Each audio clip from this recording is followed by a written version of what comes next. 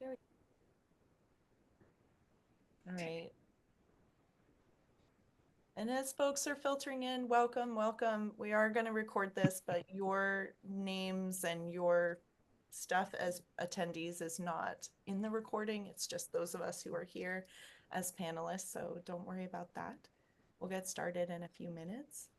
Thanks so much for being here. Cayenne, did the festival just start? This is the first event of the festival. Oh, it is. Great. Yeah.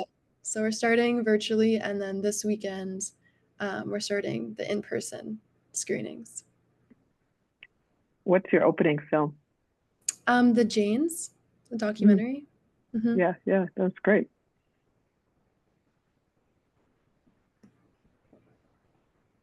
For anyone wondering what festival we're talking about, I'm putting a link to the festival in the chat.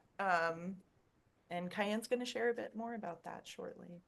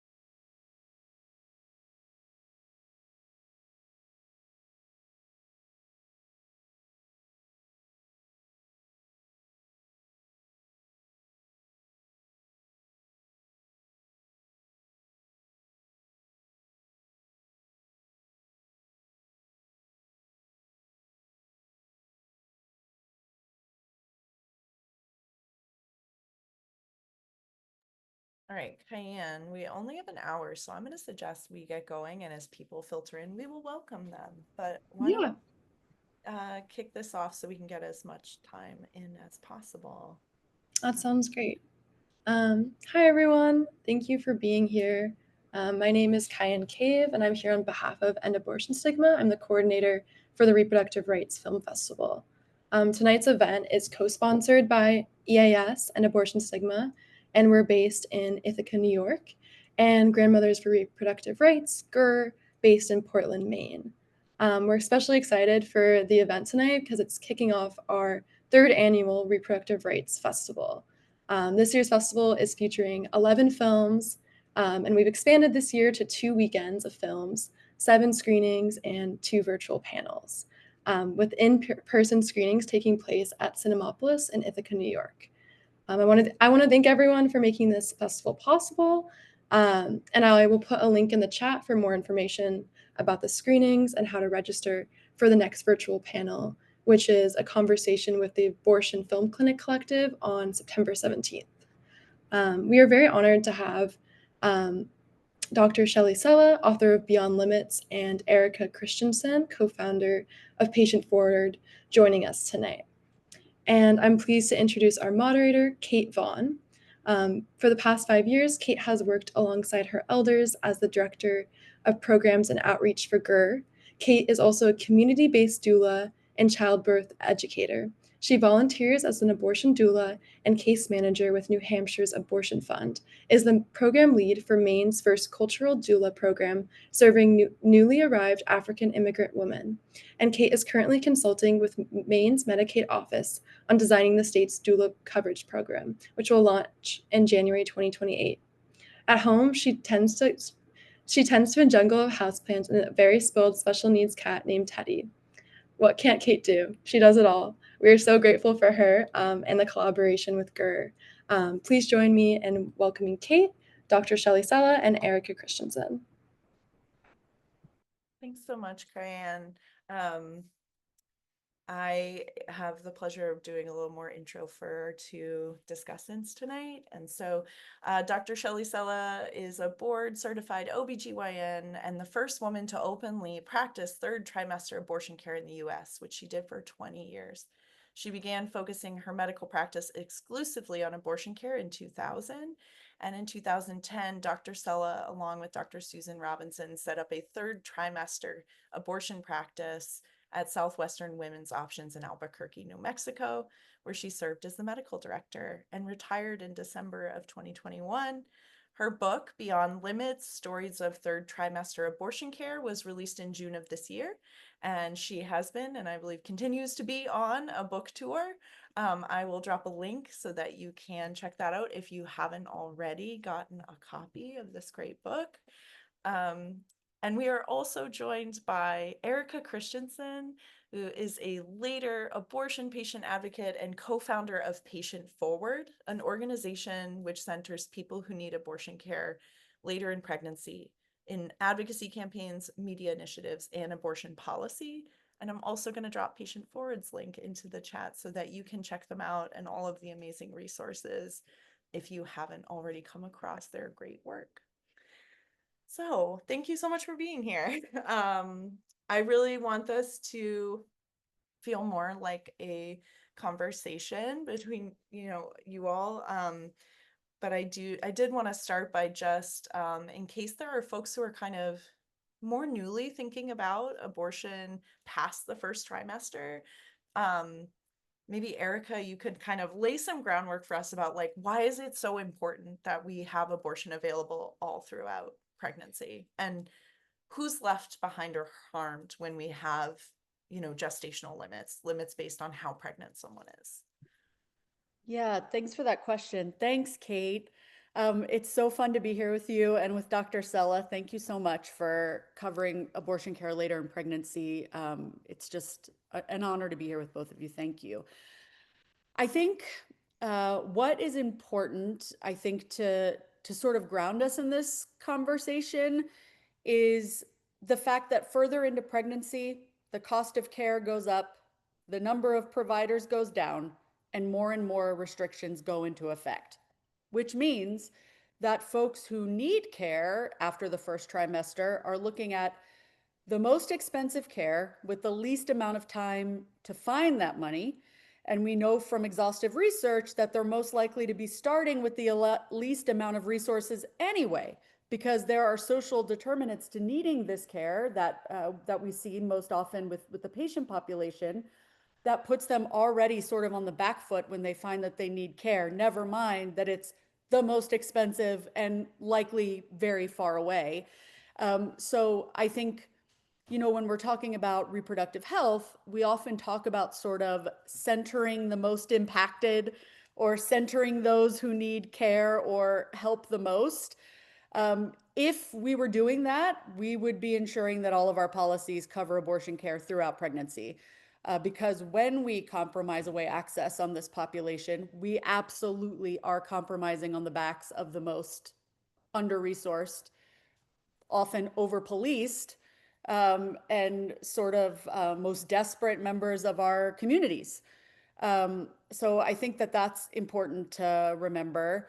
The other thing is, because you sort of situated us after the first trimester, which I think is, I think that's smart, and I'll tell you why. Now in this country, over 60% of the care is done by medication abortion. It's important to know that in the United States, medication abortion is only recommended up to 12 weeks. And so because that is the overwhelming majority of how folks need care, it's much more easily accessible. You can order it in the mail.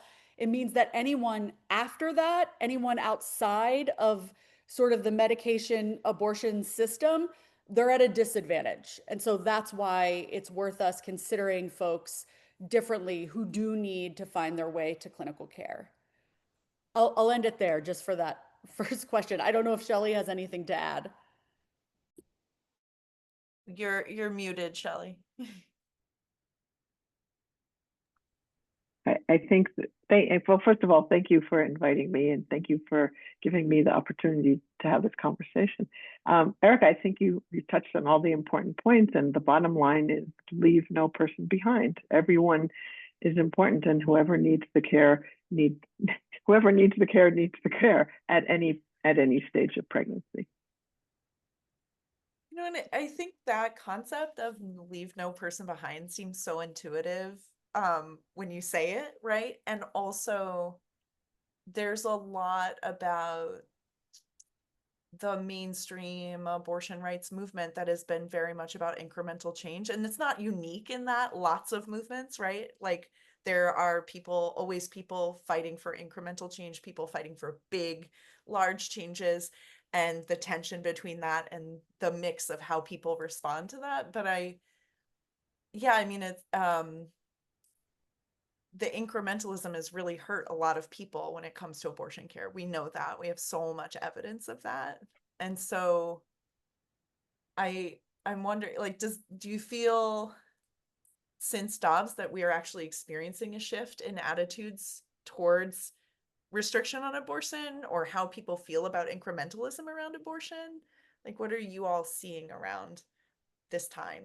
I would love to speak to incrementalism as an idea first before we talk about post-Dobbs attitudes, which in fact have shifted quite dramatically. But first, I think, this idea of incrementalism, I first want to say, like, I personally believe that there's no such thing as a small win. I think if we experience a win, no matter its scale, I believe it must be supported. However, I think what we've seen over many decades now are discriminatory policies being sold as incremental wins. And that, to me, discrimination is not a win to me. And I think where we sort of feel folks' frustration over their ability to feel progress or change, it's because they're not feeling it, because on a policy level, they don't feel real to people because they're not making real change. And so sort of the consultant class telling us that certain wins are incremental, I think people in their hearts know a true win when they feel it and see it, even if it is, the scale is less important to me. Again, a win is a win where there is a win. I just think that we often sell discrimination as incremental win, and I think more and more people are starting to get hip to that. More and more people are connecting dots, and they're asking themselves, wait, if we had a win, quote unquote, over here, why am I still seeing pregnant people, arrested in my state? Why am I still seeing, pregnancy be punished on this scale? I was told that we were celebrating a win, and it doesn't shake out for people. And so I guess I think for our field, I guess I hope that we can start having real, sometimes difficult but necessary conversations about who gets to define what a win is. And I think we can stop kind of talking down to each other. We're all adults. I think we'll celebrate a win when we see it, right? Yeah. So I just want to add to that on a different level, and it's something that I've thought about since starting the book tour, which is like, what's the problem here? Like, why are there? What did you call it? The consultant class. Like, why is it that people have thought so long, oh, there needs to be a limit, a gestational limit, whatever it is, 15 weeks, 20 weeks, viability, the old notion of viability, and we can talk about that a little bit later. Like, what is that about? Why do we need that? Where did that even come from? And I'm starting to wonder whether it's people's own discomfort with the issue. So those who are saying this is what we need to do to win, quote unquote win, we need to have these limits. Perhaps they need a little values clarification to really think about, where is their discomfort coming from? Why do they think that these limits are necessary? Because they're not. They truly are not. It's kind of these artificial limits that someone has come up with, like, oh, if we put a ballot initiative, and certainly Erika can talk more about that, but if we say until viability, then it will be accepted. But if we don't put that in, it will lose. Well, how do we really know that? And how about we educate people about the issue and what happens when we put limits and who gets criminalized, who is not able to access an abortion if we have these limits. So I think a lot of it is, I'm wondering if it has to do a lot with people's own discomfort with the issue projected on everyone else. And in fact, in a way, that's one of the reasons I wrote the book, because I really wanted to demystify this whole thing. So maybe we can start thinking about it in a different way and not be so afraid. I think it's a lot of these policies or initiatives are coming from a place of fear, I think, rather than kind of openness and acceptance and realization, yeah, people need this care and we need to provide it, and we need to have laws that will allow people to access abortion at any stage of pregnancy. That's just my thinking lately about that, kind of a fear-based move to just constantly place restrictions rather than be expansive. Yeah. Well, and it's I'm like curious what you guys think about it, actually. I think I mean, I tend to think you're right. Like, as an organizer, like my background is in organizing, going and having conversations with people in their communities, in their homes, wherever they are, about, tough subjects, Um, and when what I find usually is like, when people have that opportunity to actually unpack, well, what do I know about abortion care? Um, at all. What do I know about abortion care after the first trimester? What do I know about the people who need it? Usually people are not given a lot of space to actually unpack all of that. And when they are given an opportunity, in my experience, most people, to do that without it being a debate space, really just let me present you with some information from a heart place and ask you to think about it in the context of, people in your own community, your own family, your own church. It really turns the volume down on the noise of rhetoric, where people can really get in touch with, like, no, I don't want people to suffer. And that's where I'm like, yeah, you don't want people to suffer. And if we start from there, and you understand suffering does happen when we make these restrictions, I think most people really do move into a place of at least being more open and flexible. But the pace of news, the tune of rhetoric, and the way people debate and talk to each other, that abortion has been in a debate space at all in our culture, has really made it very difficult to slow down and say, we're talking about humans who have really complex lives, and pregnancy is not happening in a vacuum for anyone. So I think that's part of what I like. Yeah, I think people are afraid of their own discomfort. They're afraid of what they don't know. They're afraid to ask. Yeah, I agree with you. All I would add, or what I think about, is that I think for a very long time, really since Roe, I think we have been in a space of asking permission from the government, or state daddy, as I call it, for permission for most abortions, right? And when you're asking for permission from an authority, the instinct or the impetus is to make your case, right? We make our case to state daddy for some abortion. So here's the reasons, here's the particular reasons we need them, and under what circumstances, and please accept this individual reason. And now I'm going to parade the next reason in front of you, and we'll nibble around at the edges until all of our reasons are considered. And hopefully we will all get permission. As opposed to decriminalizing pregnancy and putting the energy where it should be, which is on the role of the government. And when we're on that playing field, there's no one that we can't talk to and find common ground with. What I mean by that is, we talk to people all the time who I don't expect to see this issue like I do. I had a third trimester abortion. Shelley was a third trimester abortion provider. We have a personal relationship to this issue that we can't expect people who have no personal attachment to have in the same way we do.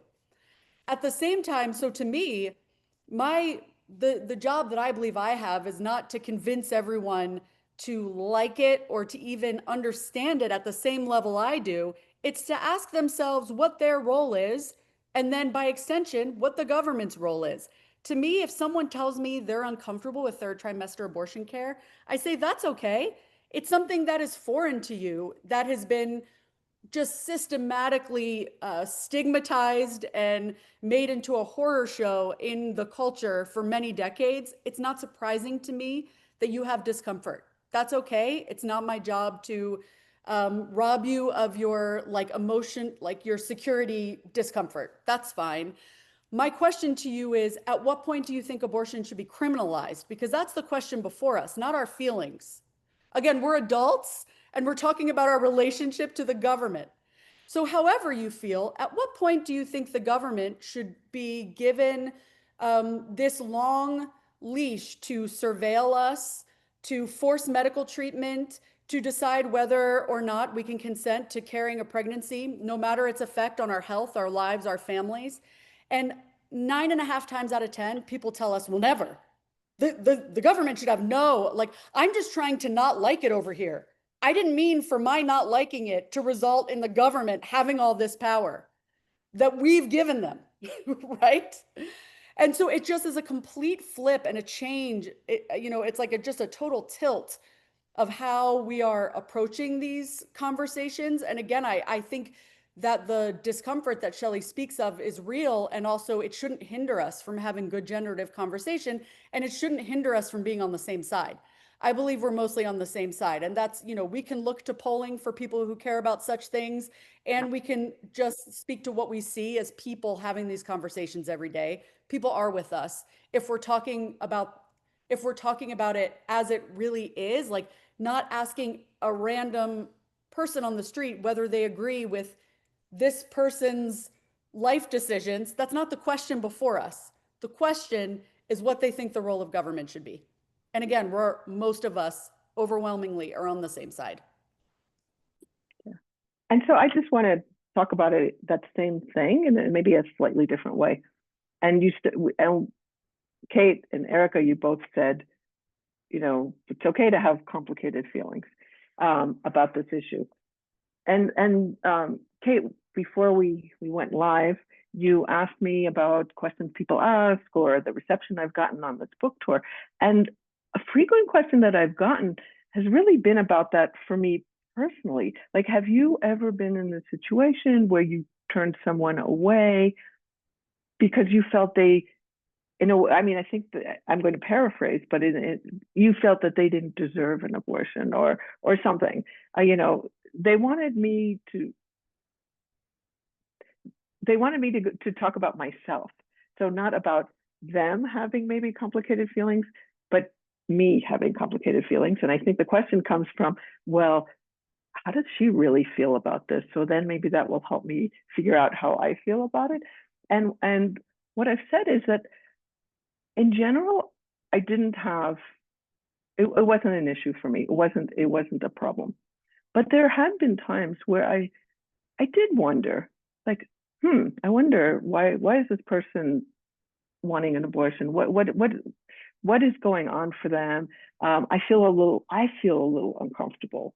And then I would kind of do this little exercise in my own head, like, I'm not the one who's having an abortion. They're the ones. It's their life. It's their life that they're going to go back to, either pregnant or not pregnant. So, I can have all the misgivings, complicated feelings in the world, but it's really not the issue. And I would proceed. And invariably afterwards, I was so glad that I had proceeded with the abortion. Like, I could really see how important this was for this particular person. So yeah, sometimes I had complicated feelings too. It didn't keep me from doing this work. And it also, as Erika was saying, it's okay. It's okay to have them, but that's not really what we're talking about. Yeah. And I so appreciate that reframing that, like, there is a feeling, there are lots of feelings, and we're talking about policy, right? Like, we're like, and ideally, policy is not about feelings, which does not mean it's not about humanity, right? It doesn't mean it's not about human empathy or whatever and justice, but it's certainly not like, well, I feel this way, so therefore a law must be made based on this feeling. I mean, that's really a strange way to run a society, right? But I think in part because maybe misogyny is so normalized, like controlling pregnant people's bodies is so normalized, that it has become so much about people's feelings, and especially people who are never going to have to make these decisions. And it's a really strange place to try to like talk sense to people, like you're saying, Erika, like, okay, at what point do you think the government should have this kind of power over us? At what point are you comfortable with that or uncomfortable? And that's such a great reframing of that question, instead of like, how do you feel about it? That's just like such a great takeaway, I think, for folks to think about, even in your own head, like how you think about this. And I do want to just remind folks that there is a Q&A feature. You can put questions in there for Erika and Dr. Sella. It's on the bottom of your screen. It looks like a little speech bubble with a question mark in it, and I will see them and I can lift them up. And I did have a question from someone sent in earlier, if you all are willing to take this question on. And, you know, this question was about your thoughts on the, you know, the need for or the use of medication to end pregnancies later in later gestation because of restrictions, because of high barriers. Like, where do we know that it's legal up to a certain point to use medication, you know, abortion pills to end pregnancy, but there are places in the world where people are doing this well beyond the first trimester. And just curious about, yeah, y'all's thoughts on that. I know we're talking about policy and clinical care, but there is this whole world outside of clinical settings where people are being pushed to end their pregnancies. Yeah. So why don't I start, and then Erika, you'll add. So what you're talking about, Cait, is self-managed abortions using medication, not just medication abortion, because a third trimester abortion uses a medication. So different clinics have different protocols, but where I worked, it was mostly invariably a medication abortion. The procedure we used, though, was to induce demise first, and then prepare the cervix over several days, and then use medication abortion. So I think it's very effective. It's very safe. And I'll tell you the things that I'm concerned about. And I think it's a logical response to increasing restrictions and bans. Like, if someone doesn't want to be pregnant, they will do whatever they need to end the pregnancy, and medication is safe. Medication abortion.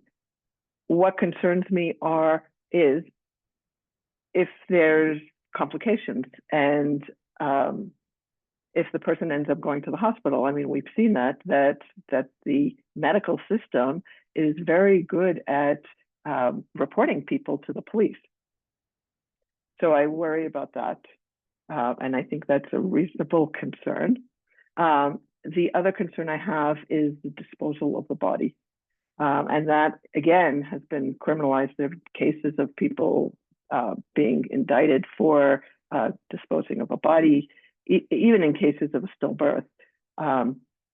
So I think there are issues, which doesn't mean I don't support it. I think that I know in other countries there are abortion doulas who are kind of supportive and help someone go through the process, and help them so that some of these issues are handled.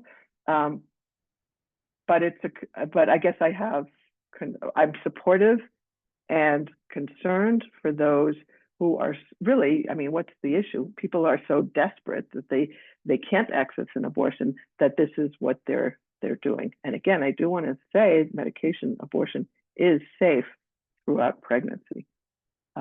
And so, Erika, I'd love to hear your thoughts. Yeah, I'm deeply concerned, and I think about this all the time for the reasons that Shelley raised. Again, we do know that these medications are safe. However, further into pregnancy, the risk, the criminalization risk, is risen exponentially. So much so that, according to If When How, 87% of cases of SMA that are criminalized affect people in the second or third trimester. 87%, making the development the number one factor determining whether or not someone gets wrapped up in the legal system and is charged for a crime. And that fact is just systematically erased by the reproductive justice field. And I'll tell you, and I don't know this for sure, but I'll tell you my theory. My theory is that medication abortion is largely legal. You know, there are no laws explicitly against medication abortion in most states, or overwhelmingly. However, like Shelley mentioned, people aren't being charged with the crime of medication abortion.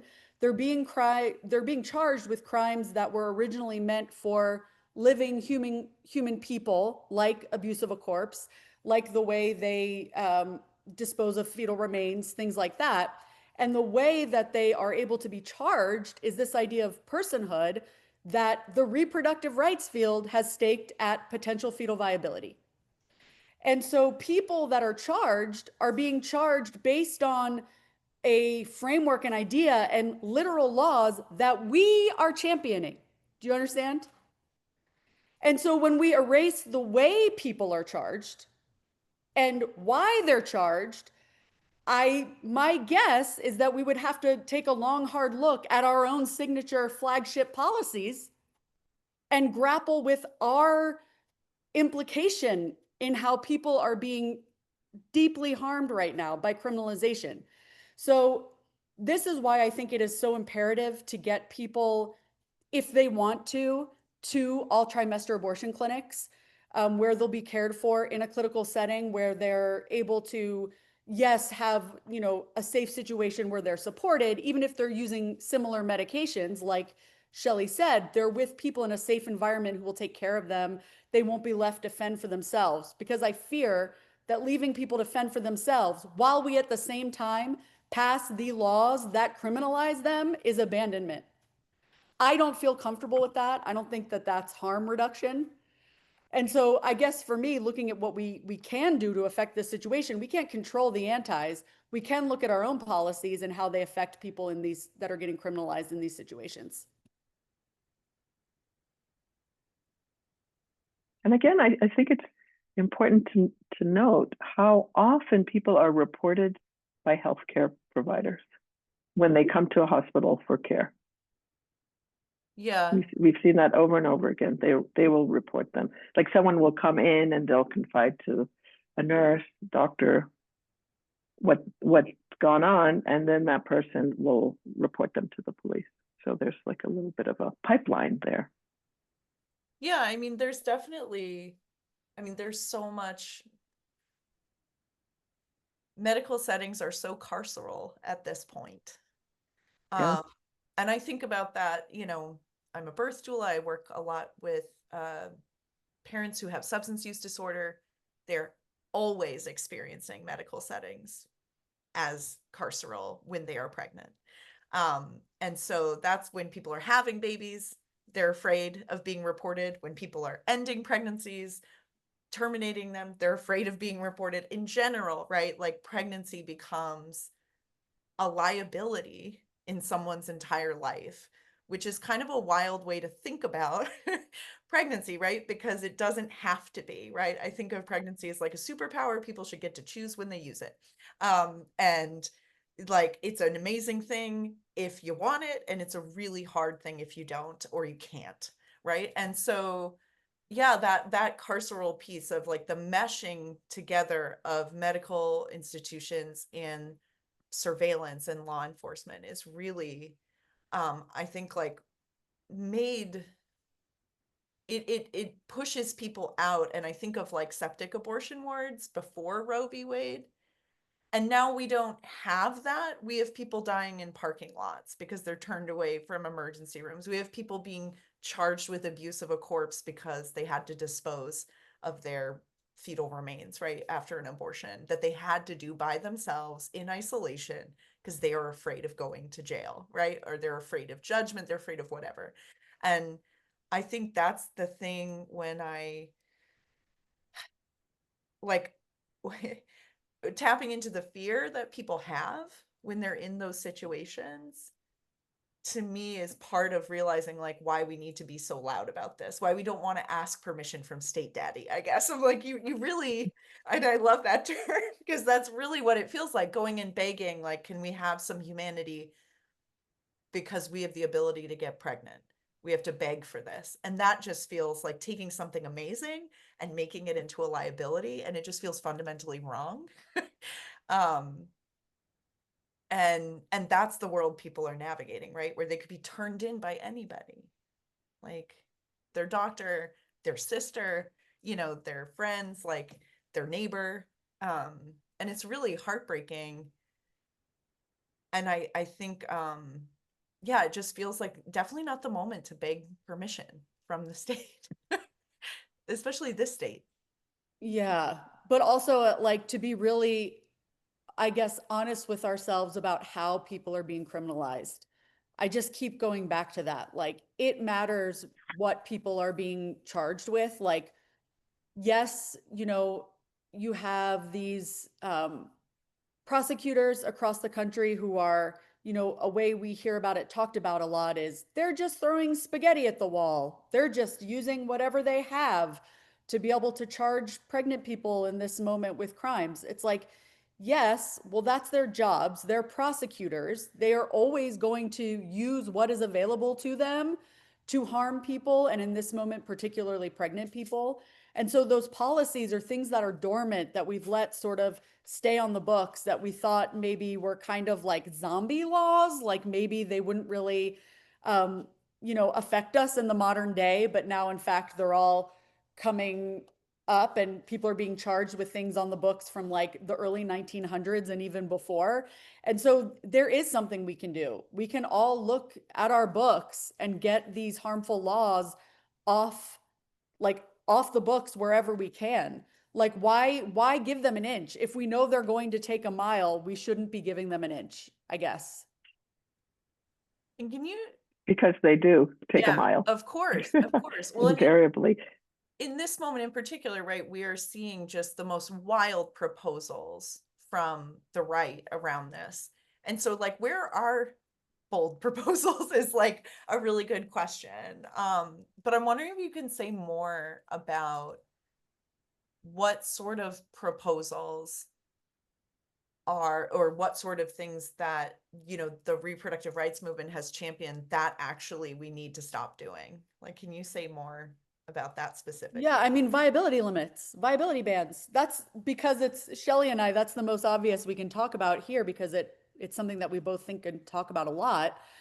When Sarah Weddington and the judges starting in 1970 were making the case for legalizing abortion in the United States, they weren't asking for limited abortion rights. They were asking to decriminalize abortion because people were dying all across the country, to your point earlier about the sepsis wards. Abortion is safe, especially now. Modern abortion care is a miracle. It's safe, ethical for the people who need it. It is a miracle. There is no reason for the government on a health or safety tip to be restricting abortion at all. Sometimes we forget that. This care is a miracle. And I think what happened is that the court couldn't imagine totally decriminalizing abortion. They sort of punted a little bit and put this line in there. And then we didn't really challenge that line for 50 years. We celebrated it as a very big win, even where, it could have been where there were state laws that were written, that were more restrictive than Roe, that were 20-week bans, 24-week bans. They weren't often challenged. We sort of just let later abortion be the scapegoat for of the abortion rights movement. And now we're seeing the effects of that. We're seeing now people are starting to understand that these viability limits literally are personhood. It's giving rights and privileges to fetuses at the expense of the pregnant person. And what we know is that abortion laws tend to spill. They don't stay narrowly focused on abortion. The law finds connections. So, they'll say, well, if it applies over here, it's got to apply over there. If we're going to limit abortion over here, then we're allowed to force a C-section on a person over there because the state has a compelling interest in pregnancy, a potential fetal viability. And now we're seeing, in very real time, we have for a long time, but now it's accelerated. So it's, I think, a unique opportunity for people to really sit with and understand and grapple with the effects of these, as Shelley said, arbitrary limits, but also just incredibly harmful limits and bans that we've accepted for so long. So that's sort of, to me, the moment. I think something that we, have noticed is that a lot of reproductive rights advocates are kind of beyond row in the tweets and then row in the sheets, as we call it, meaning they're very beyond row, on Twitter, but then they go behind closed doors, and here we are again with the old standard from 1973, the year before women could have their own credit cards, which they didn't get until 1974. So I think that, here in 2025, we could ask ourselves, what's needed? Not what did people get 50 plus years ago, which we wouldn't do in any other case, right? Like if your refrigerator breaks, you don't go, well, let's look at the manuals from 1970 and see how people were fixing refrigerators. That doesn't make any sense. So if we look at our modern problems and the modern ways that people are being harmed, we need modern solutions to fix those problems. And I think with everything being sort of exploded right now, it does give us an opportunity to create better policies so that if there's a country at the end of this current bout of fascism, that what we're demanding and what we're working towards with a considerable amount of resources is something better than where we started. Yeah, it feels like an opportunity to actually dream bigger, demand more, because what do we have to lose? I think that, and that's maybe the organizer in me, that I'm like, oh, there's no time like a total collapse of everything that you've ever known to just go ahead and think about what's actually needed, right? And I'm thinking of what you said in the beginning, Erika, about the people who most commonly need this care later in pregnancy are the most vulnerable and marginalized in our communities. And is that part of why it was acceptable to let later abortion care be just scapegoated this way? I think so. I think it's the same people that we compromise on in every area. We compromise on them in housing, in, social services, in all kinds of ways. So I think that's absolutely right. Yeah. And just to talk about viability a little bit more, I don't know when they were coming up with this whole viability line, they were even thinking who gets left behind. I just don't even think they thought like that. I think they just wanted to come up with something. But what is viability really? We use this word all the time, and that's the line all the time: viability. But what are we even talking about? And back then in '73, it was the way it was defined by Roe, the ability to survive outside the womb with or without artificial support, which at that point in 1973 was about 28, 29 weeks of pregnancy, and full term, as you know, is 40 weeks plus or minus. And now ability to survive with or without artificial support is 22 to 23 weeks. That's a huge difference. And 40% of those babies born will die, and many, many will have very long-term complications. So that's one thing about viability. Like, is that what we want? But the other is, what are they talking about? They're just talking in this very narrow way, ability to survive, and not at all about the impact on the baby, the child, not at all the impact on the pregnant person, not at all the impact on the family. It's such a narrow definition of viability that is ever changing. And different states have different notions of viability. So in Alabama, viability, I think, is at conception. In other places, it's 22, 23 weeks. It's like a moving target. So, I talk about in the book, but others have as well, is like, okay, now is the time to think creatively, to think big, and let's rethink the whole notion of viability. And viability is really the pregnant person themselves deciding, is this particular pregnancy, viable or not? And I'm making this decision based on my life, the reality of my life. I'm factoring in many factors. There are many factors that come into my decision: my physical health, the child's physical health, my family's health, my family's economic well-being, my ability to get an education, my job opportunities. There's so many ways that I think about this before I come to the decision and I say, this is a viable pregnancy, this is a non-viable pregnancy. In other words, it's the pregnant person who decides, and it's not some arbitrary judge or politician who makes that decision. So while we're dreaming, wouldn't that be nice? More than nice. It would be a good thing. Right. And what you're pointing out, Dr. Sella, is that the thoughtfulness, like that people who are faced with a pregnancy they need to make a decision about are thinking of all those things, and maybe very quickly, maybe slowly, you know, it's a real range. But I think part of the stigma around this is just the very misogynistic notion that people are not thoughtful about this decision and can't be trusted with it.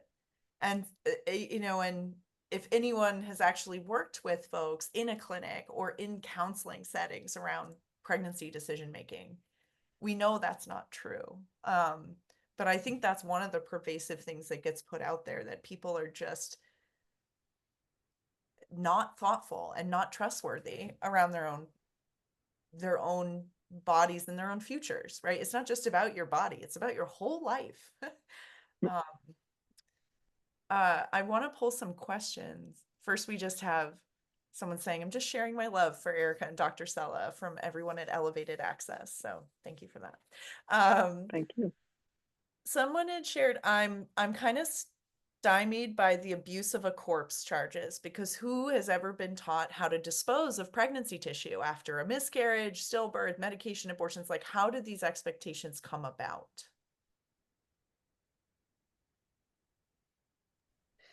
Well, I'll say that it's actually not new. Like, while we're seeing an acceleration of these sorts of charges, they've been around for a really long time. It sort of goes back to what we were talking about earlier about sort of taking one area of the law and then by using, you know, rational theory in a way, you know, it's hard actually rationally to make the case that something's a person over here and not over there for the law, right? Because the law aims for consistency, which makes pregnancy like an inherently bad thing to be in the law at all. I mean, Cait, you know, you both know this. You both support and care for pregnant people. I mean, there's nothing sure about pregnancy. Even gestation is only accurate within 2 weeks on either side. I mean, we're talking about a range, and then the law functions very like binary, like this is this or that, right? And so like you have these charges because to the law in many cases, after there is a loss or, you know, if there are fetal remains, they treat those fetal remains as human remains. It's what the law does, because once there is development and they can recognize personness, both themselves, but also in the law, that's how we get those charges. I mean, there actually is something consistent about it there, if you think about it. But what it requires is that we make our laws more explicit, right? Like our laws leave a lot up for interpretation. And if we're aiming to decriminalize pregnancy, not just abortion, if we're aiming to decriminalize pregnancy, we would have to be very explicit that it means throughout pregnancy. It includes adverse pregnancy outcomes. You know, right now we don't have very like explicitly protective policies like that in very many places. And so it does sort of get us kind of where we are right now with charges like the question is asking about. Right. And that makes me think, like, I love what you said, that the law being involved with pregnancy at all it just doesn't really make a lot of sense. Given that a person has the potential to grow inside another person. You know, like, I mean, that whole situation just seems like, why don't we just like take pregnancy out of the law, like, and keep it in healthcare where it needs to be, right? And I think, like, if we're dreaming of like what are the proposal, I'm like, I don't want any abortion laws. I want nothing but very explicit access to care at any point and every point for every decision in every circumstance, right? that's the big dream to me. But we're working from this place where everyone thinks policy in law is the way, it's like the only tool people understand. And then maybe it's just we're not like a care-based society.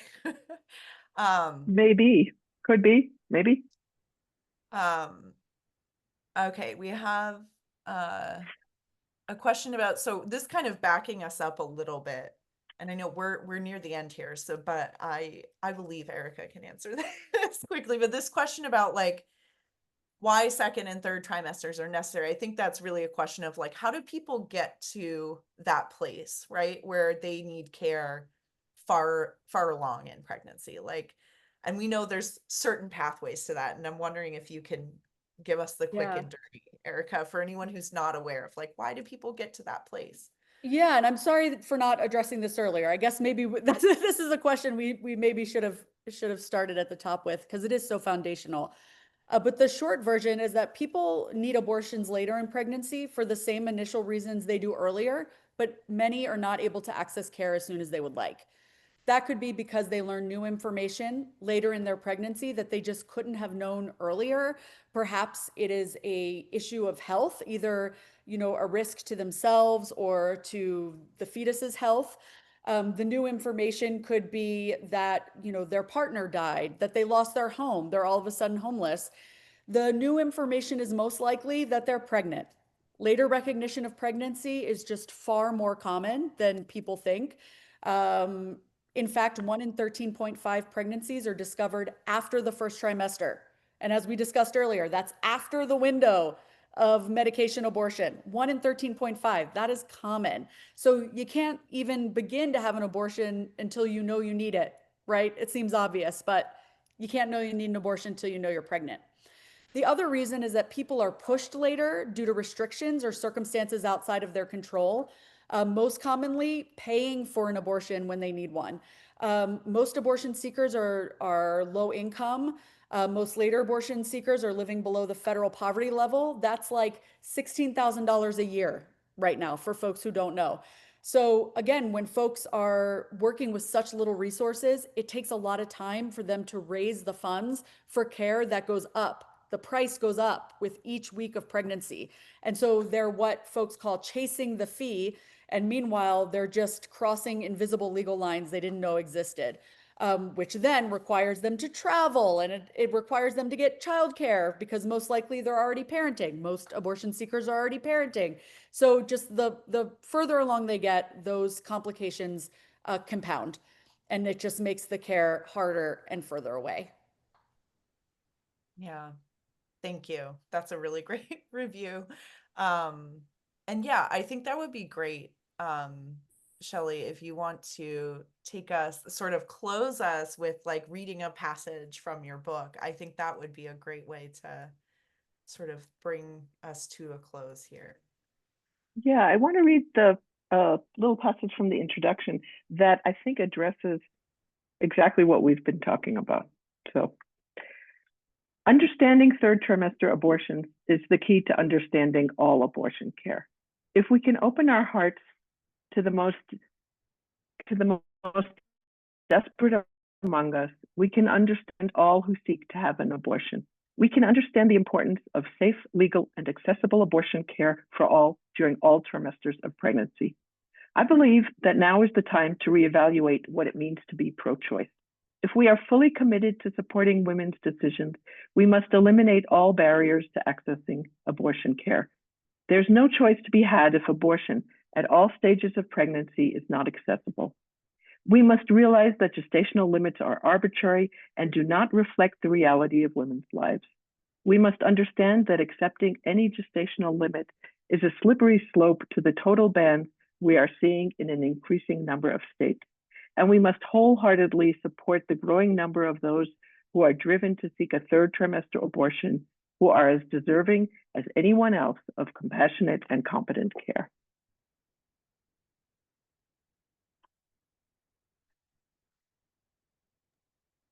Thank you for reading that. Yeah, that makes me feel emotional. I'm taking a moment for that. Yeah, I think the piece about being deserving, right? Like for about 5 years, I was a counselor on the All Options talk line, right?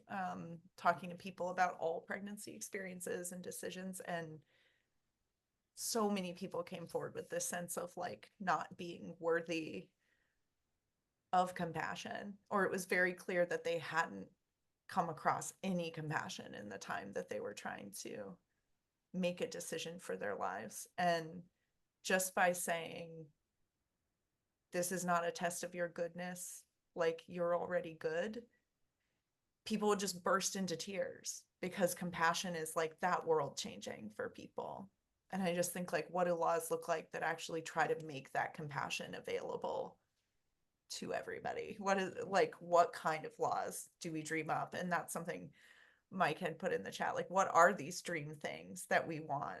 So I'm like, in closing, what are we dreaming about for the future of abortion care and its availability in our society? Like, what's the big thing to work towards in this moment that feels really dark and really hard?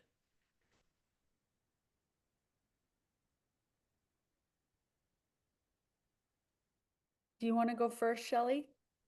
I see you're off mute. Yeah, I wasn't sure if that was a question or a statement, actually, because I mean, what are we dreaming of? We're dreaming of a country that cares for its people. I mean, it's so basic and caring on so many levels from birth to death.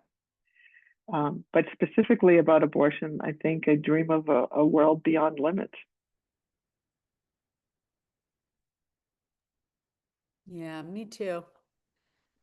It's so hard to think too far ahead right now. I almost feel like I'm so scared of like jinxing there even being like anything standing. I'm such a doomsdayer these days, but I guess I hope that we redefine the floor.